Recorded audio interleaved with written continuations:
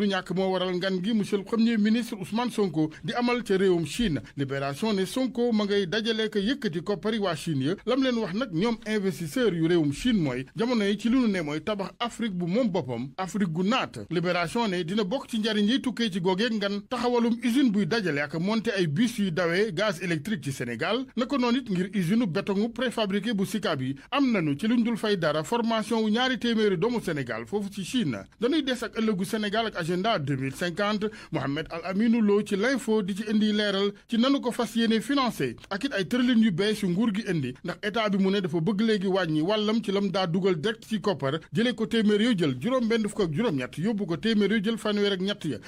ñett yeneen ci téeméer yeneen yi ñu bàyyi ko ak partenaire public privé yi yeneen 33% yi ñu bàyyi ko secteur privé bi at yi di ñëw it mu ne Sénégal mu ngi xaar ci secteur privé gi lu toll ci juróom-ñeenti junni milliards Mbaye Dione secrétaire général AFP ci Les Échos xotti loolu lépp dafa jàpp ne gaa ñi mënuñu ca faw ñu jàppale leen ndax xamuñu fu ñuy jaar li waral mu gisee ni mu ne mooy diplomatie buy tërëf président ak premier ministre bu kenn xamul ku ca ne ci ñoom fu sa place tàmbaleeg fu mu yam liggéeykat yu sëngéem ak yëngu di grève fu ne chantier yu bari yu taxaw bor bi di det bi ñeel Sénégal gën a jëm kaw